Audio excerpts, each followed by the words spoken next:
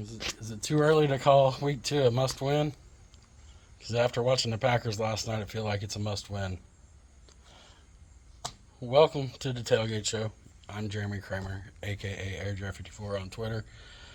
Like, follow, subscribe, comment. Just a brief little recap of the Vikings game. We've all seen that game before. Probably about 100 times if you're a Bears fan of any kind of length. You already know how the game was going to end whenever they came out in the third quarter and pretty much shit themselves. Had a chance with a knockout blow. Just couldn't land it. Could not land it. By hook or by crook, they weren't going to get it. By crook, I mean holding on Darnell Wright. That was a pretty crap call. But Cairo hits the field goal and things are different. So let's talk about it a little bit. First half, first drive. Wow. That's all Caleb. That is all Caleb ad-libbing. As much as I want to give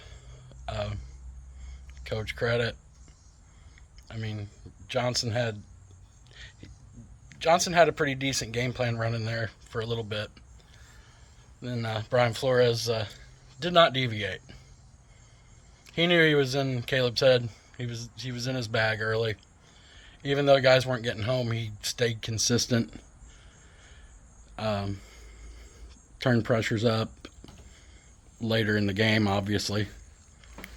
But Caleb was confused a lot of the game, which that to me was the most alarming thing. Well, second most alarming thing. First most alarming thing is that the offensive line was also confused badly. The interior of the line, if you come into the preview and you watch the preview, the guy I said to keep an eye on was Jonah Jackson. And now you see why. He looked like the guy the Rams benched. And, of course, the Bears paid him, because why the fuck not? That's the Bears way. It's like, he's been benched. He was a Pro Bowler. Well, wasn't his 30 different things. Not enough running game. Of course, it's hard to call runs when you're not getting anything on the ground either. So I could see why they would have decided to kind of go away from it. And as the game went along, you could see Flores slowly taking things away. It's like, oh, you want this check down? No, we're gonna put our end rushers up and knock your check downs out. And pretty frustrating.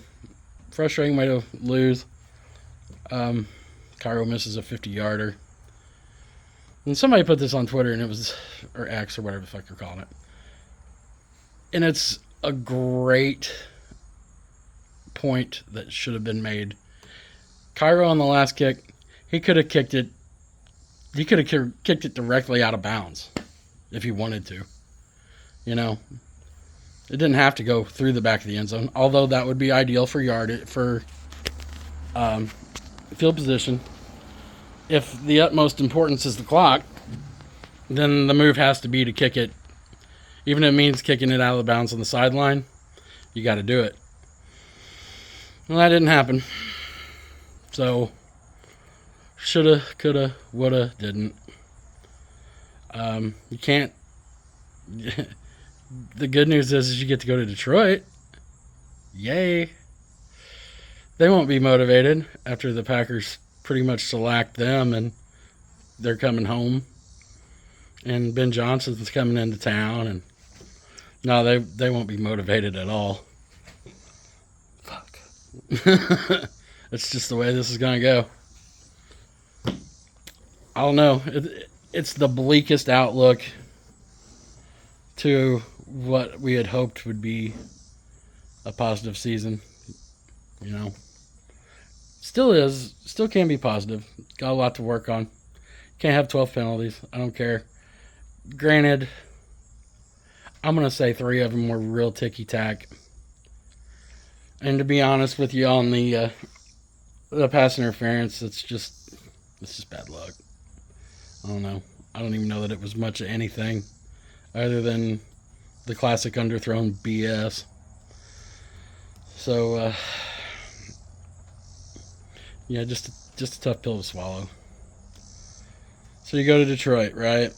Jared Goff's kind of reeling a little bit. Their offensive line, another offensive line that's a little dinged up, a little undermanned. Um, Montez Sweat needs to do something. Dio Dangbo. Let's go back to that. I'm going to kind of jump back and forth. There are positive signs from Dio. I feel like he played really well, and I think he's the benefactor of maybe some double teams and extra attention being paid towards Sweat.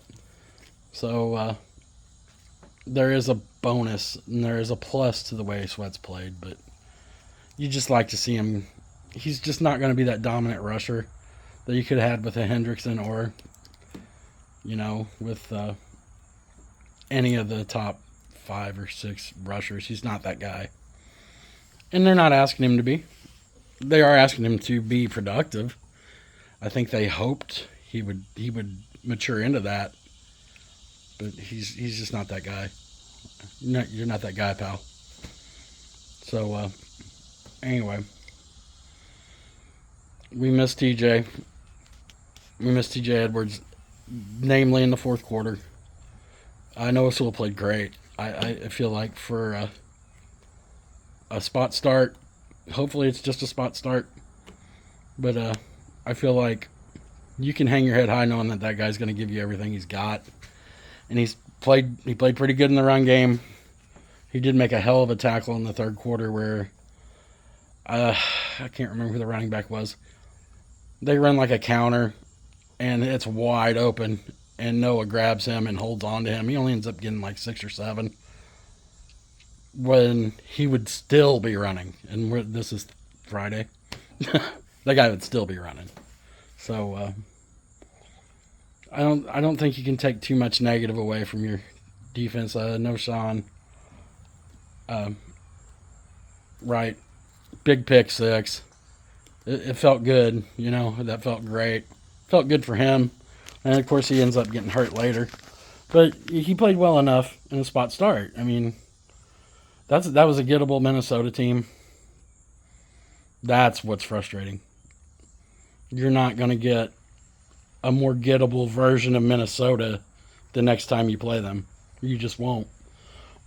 You had JJ reeling the whole first 2.5 quarters, and then you gave him just an inch of confidence. I'm sitting there, if you can look back on the Tailgate Show X feed there, it's just like, you let a team hang around long enough, they're going to fucking steal a game from you.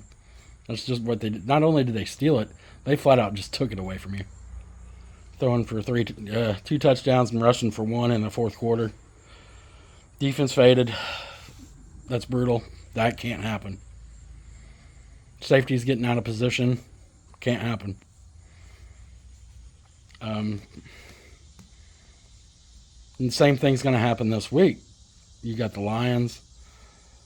I don't think they're going to be quite as physical and try to run it as much as maybe we think they are. Because I think they have more problems up front than Minnesota does. I mean, they're starting a fairly young tackle and not tackle, guards, right up the middle. So we'll see.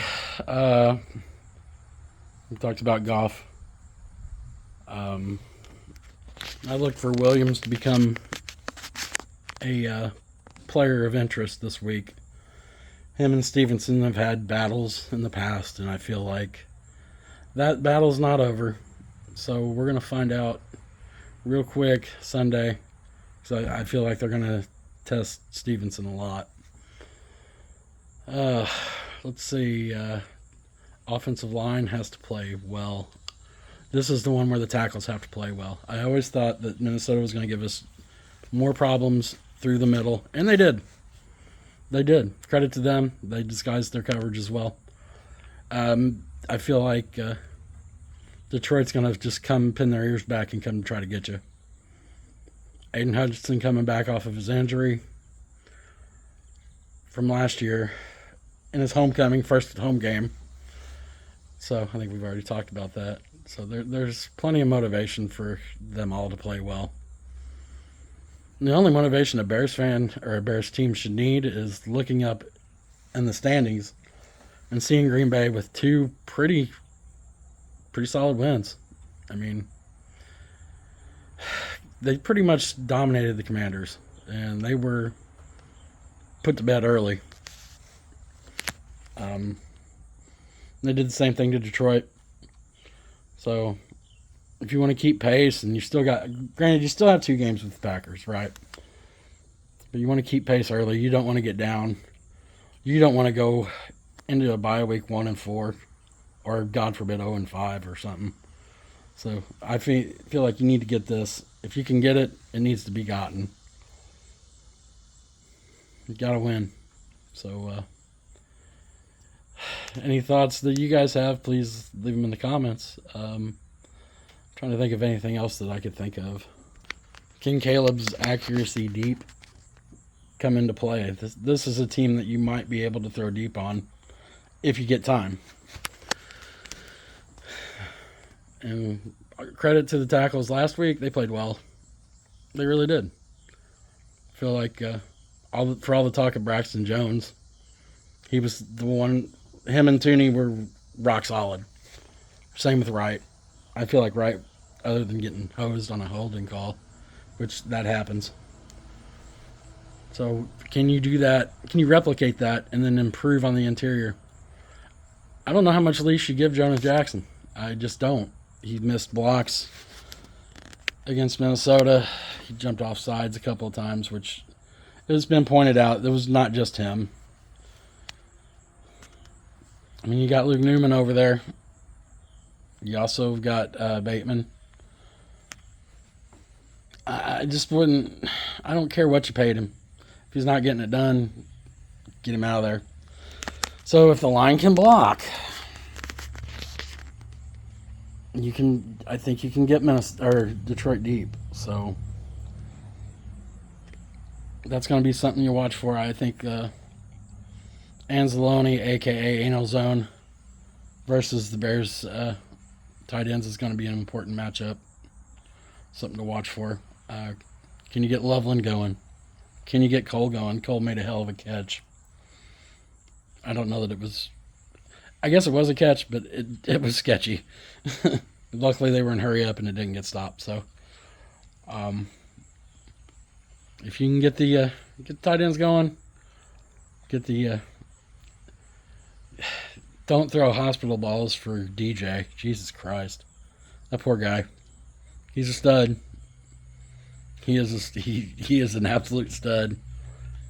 He is literally Monty Python and the Holy Grail. 'Tis but a flesh wound.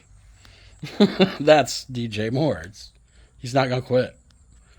So let's get some guys on track. Let's get a win Sunday. Let's have a good Monday for once. That'd be a victory Monday to start week 2 or go into week 3 with the Eberflus coming in.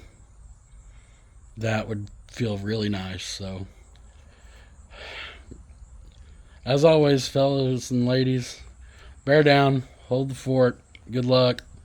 If you have any points, I would love to hear them. Please comment below. Have a great day. Bear down.